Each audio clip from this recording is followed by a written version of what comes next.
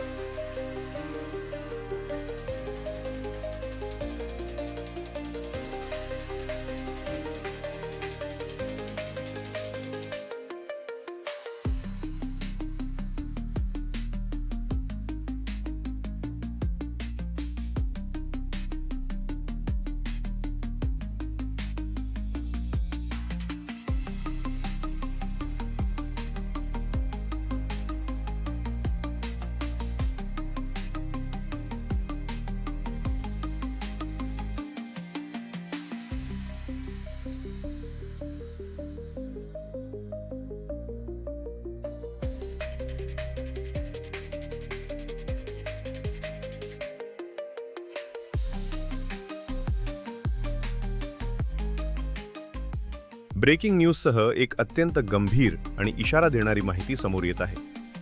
ठाणे जिल्ह्यातील राजकारण आणि प्रशासनाशी संबंधित काही कथित बेकायदेशीर प्रकारांबाबत महत्त्वाची माहिती आमच्या हाती लागली आहे।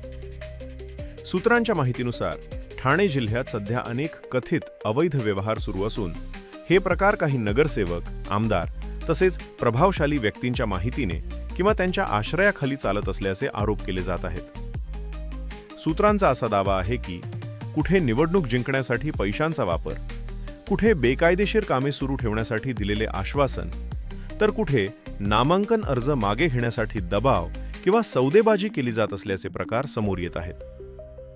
आम्ही स्पष्टपणे सांगतो, हे केवळ आरोप नसून या सर्व प्रकरणांशी संबंधित कागदपत्रे, नोंदी आणि ठोस पुरावे आमच्या चॅनलकडे उपलब्ध असल्याचा दावा करण्यात येत आहे। मेट्रो सिटी लाइव चैनल पर 13 जनवरी 2026 म्हणजेच निवडणुकीच्या एक दिवस आधी या संपूर्ण प्रकरणावर आधारित विशेष खुलासा कार्यक्रम प्रसारित केला जाणार आहे।